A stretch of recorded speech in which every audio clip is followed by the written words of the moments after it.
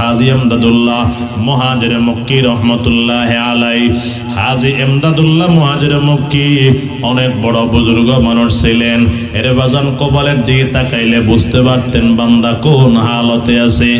আল্লাহর বান্দা হাজী এমদাদুল্লাহ মুহাজির মক্কি রহমতুল্লাহ আলাই রশিদ আহমদ গাঙ্গুহি রহমতুল্লাহ আলাইহি কপালের দিকে তাকাইলেন, অনুমান করে নিলেন একদিন আল্লাহর ওলি হবে। এই জন্য তারে শুধু কাছে ডাকে হাজী এমদাদুল্লাহ মুহাজির মক্কি।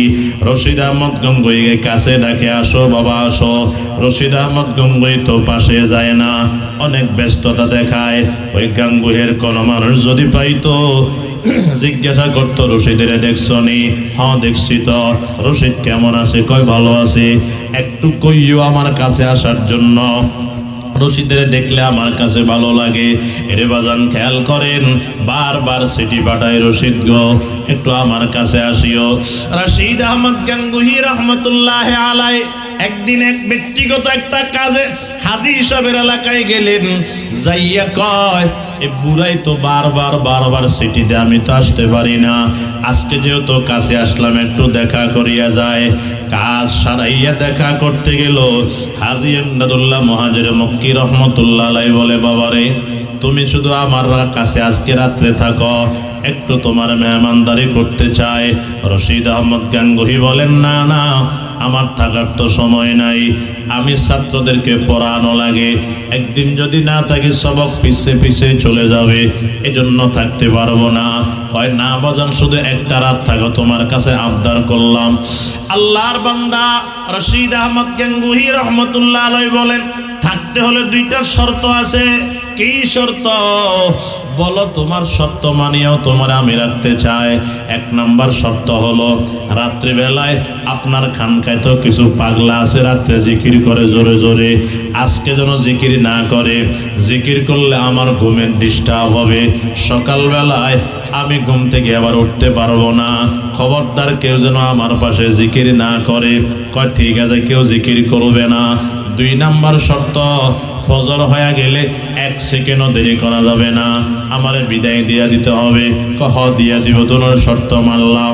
এ মুসলমান আমার বাবা খেয়াল করেন, রাত্র হয়ে গেল। হাজী সাহেব খাদেমকে বলে, খাদেম আজকে রশিদের মেহমানদারি আমি করব, তোমরা তোমাদের রুমে নিও না। রশিদের বিছানাটা আমার বিছানার বাম কিনারায় করিও, আমার বিছানার বাম কিনারায় করিও। কয় কেন? কেন তোমরা বুঝবা না? আমার বিছানার বাম কিনারা রশিদের বিছানাটা করবা। এর বাজান রশিদের বিছানা করলো হাজী সাহেবের বাম কিনারায়। খাদেম চলিয়া গেল। গভীর রাত যখন হয়ে গেল, শেষ রাত্রে রশিদ আহমদ গাঙ্গুহি রহমতুল্লাহ আলাই আরামে ঘুমাইতেছে। হাজী সাহেব রহমতুল্লাহ আলাই গভীর রাত্রে তাহাজ্জুদ নামাজের টাইম। এরে বাজান অতীতের মতো প্রত্যেক দিনের মতো আজকেও তাহাজ্জুদ পড়িয়া এবার মালিকের জিকির করা শুরু করলো, লা ইলাহা ইল্লাল্লাহ। আজকের জিকিরের আওয়াজটা ছোট যেন ডিস্টার্ব না হয়, শর্ত আছে কিন্তু। এ মুসলমান আমার বাবা, হাজী সাহেব আজকে নিয়ত করলো, প্রত্যেক দিন তো আমি লা ইলাহা ইল্লাল্লাহর জরব আমার কলবে মারি, আজকে লা ইলাহা ইল্লাল্লাহর জরব মারবো রশিদের কলবের ভিতরে। সরাসরি আঘাত করবে, সরাসরি আঘাত। এবার জিকির করে লা ইলাহা ইল্লাল্লাহ, নিয়ত করে রশিদ তো বাম পাশে আছে, তার কলবে যাইয়ে যেন আঘাতটা লাগে। এ বাজান খেয়াল করেন, সকাল হয়ে গেল। ফজর পড়িয়া রশিদ আহমদ গাঙ্গুহি রহমতুল্লাহ আলাই বিদায় নিয়ত নিয়ে নিতেছেন। হাজী সাহেব বলে, বাবা যাও তোমরা, আমি বিদায় দিয়ে দিলাম, তবে একটা কথা জিজ্ঞেস করি, সত্য করে বলবা। রাত্রে তো কথা ছিল তুমি ঘুমাইবা, কিন্তু আমার বাম কিনারায় কালকে কে জিকির করা শুরু করলো? আমি তো ঠিক মতো টের পাই নাই। হুজুর আমি না জিকির করছিলাম। কথা তো ছিল তুমি জিকির করবা না, ঘুমাইবা, তো তুমি উঠলা কেন? তোমার কেউ ডিস্টার্ব দিছে? কয় না, কেউ ডিস্টার্ব দেয় নাই। তো উঠলা কেন? আমি তো আরামের ঘুমে ঘুমাইতেছিলাম, হঠাৎ করে কে যেন ধাক্কা দিয়ে আমার ঘুম থেকে উঠাইয়ে দিল। ও রশিদ তুই কেমনে শুয়া রইলি? তুই উঠিয়া যা। রশিদ আহমদ গাঙ্গুহি রহমতুল্লাহ আলাই তো বুঝে নাই হাজী সাহেবের জিকিরের ধাক্কা যে কলবের সাথে লাইগা গেল। রশিদ তবে জিকির তো করছ, তাল ছিল না, জিকিরের তাল ছিল না, এলোমেলো দেখছিলাম। রশিদকে হুজুর এলোমেলো কেন হবে? আমি তো জিকির এমনি করি। কয় না, এখানে জিকিরের তাল দেখি নাই, জিকির এলোমেলো দেখা গেছে। কয় জিকির কি আবার আরো গোছানো করা যায়নি? কহ করা যায়। কেমনে করা যায় আমার শিখিয়ে দেন। শিখতে হলে আমার কাছে থাকতে হবে। আমি জিকির শিখার জন্য আপনার কাছে থাকতে রাজি হয়ে গেলাম। সুবহানাল্লাহ বলেন। যে রশিদকে এক রাত রাখতে পারতেছে না, শেষ পর্যন্ত এই রশিদ হাজী এমদাদুল্লাহ মুহাজির মক্কির কাছে নিজেকে বিলীন করিয়ে দিলেন, বায়াত হলেন। হাজী সাহেব তাকে খেলাফত দিয়ে দিলেন, জামানার শ্রেষ্ঠ বুজুর্গ হয়ে গেলেন। সুবহানাল্লাহ বলেন।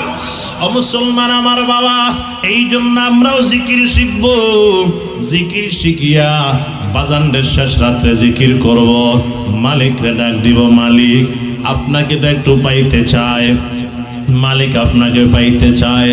কত টাকা ডাকলাম, আল্লাহ আপনাকে তো আমি পাই না। এখন শেষ রাত, আল্লাহ কেউ নাই, তুমি আর আমি, আমি আর তুমি আর কেউ নাই। দুনিয়ার সব দরওয়াজাগুলো বন্ধ, মাদ্রাসা, স্কুল, কলেজ, ভার্সিটি, কোর্ট কাচারি, আদালত, বাজার সব কিছু এখন বন্ধ হয়ে গেল। মালিক এখন তুমি আর আমি, তুমি আর আমি, আমি আর তুমি আর কেউ নাই। এরে বাজান, শেষ রাত্রে সুন্দর করে ওযু বানাইয়া জিকিরটা চালাইয়া দিবেন। জিকির করিয়া এবার দিলটারে পরিষ্কার করিয়া মালিকের কাছে কান্না করবেন। আশায় আশায় জনম গেল খোদা, আশায় আশায় জনম গেল খোদা, চাইলা না ফিরিয়া। আর কতকাল থাকবো মাবুদ তোমার দিদার পানে চাইয়া। বেশি বেশি আমরা জিকির করব। হুজুর চলে আসছেন, আর কথা বাড়ানো গেল না। তাহলে আমরা সকাল সন্ধ্যায় সুযোগ করে আমরা জিকির করব। কার বলেন? কার বাবা? আল্লাহর জিকির করব। আল্লাহ আমাদের সবাইকে বেশি বেশি জিকির করার তৌফিক দান করেন, বলেন আমিন। আমাদের উস্তাদ হাজার মুফতি মুহাদ্দিস আলেমের উস্তাদ আপনাদের সামনে এসেছেন, হুজুর কষ্ট করে আসছেন। কেউ উঠবেন না, মেহেরবানি করে। নামাজের সময় দেয়া হবে, নামাজের টাইমে নামাজ পড়া হবে জামাতের সহিত। এখানে ওযু করার জরুরত ছাড়ারও সময় দেওয়া হবে ইনশাআল্লাহ।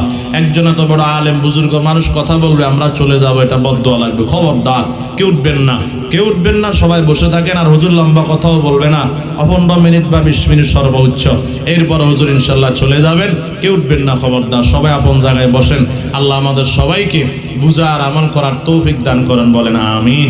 ওয়া আখিরু দাওয়ানা আনিল হামদুলিল্লাহি রাব্বিল আলামিন। আসসালামু আলাইকুম ওয়া রাহমাতুল্লাহি ওয়া বারাকাতুহু।